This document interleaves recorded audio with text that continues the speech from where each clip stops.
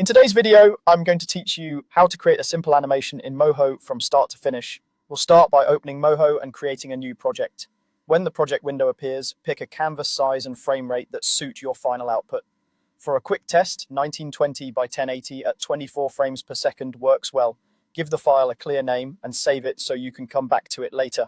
Next, bring in your character or drawing. You can import a finished image or build it with vector layers inside Moho. Keep related parts organized in folders like head, torso, and limbs. Clean organization makes the rest of the process smoother. If your character needs articulation, add bones to control the parts. Create a bone layer, place it above the artwork you want to control, and add bones for each movable section, such as the upper arm, forearm, and hand. Bind the artwork to those bones so they move together. A quick test with the Manipulate Bone tool should let you bend the arm or rotate the torso. Keep bones simple. Fewer, well-placed bones are easier to manage. Now move the timeline playhead to a frame where you want the first change. Think of the timeline as a ruler for time. At 24 frames per second, frame 12 is about half a second in. Position the playhead and you're ready to pose. Pose or move your character into a clear, readable position. You can rotate bones, shift layers, or adjust points.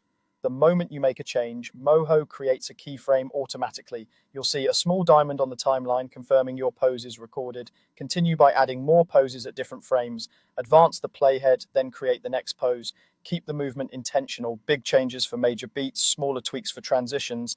If something pops, add an in-between pose to smooth it out, or nudge existing keyframes left or right to refine timing.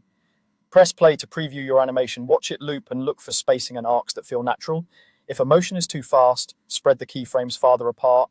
If it drags, bring them closer together. Small timing adjustments can dramatically improve the result.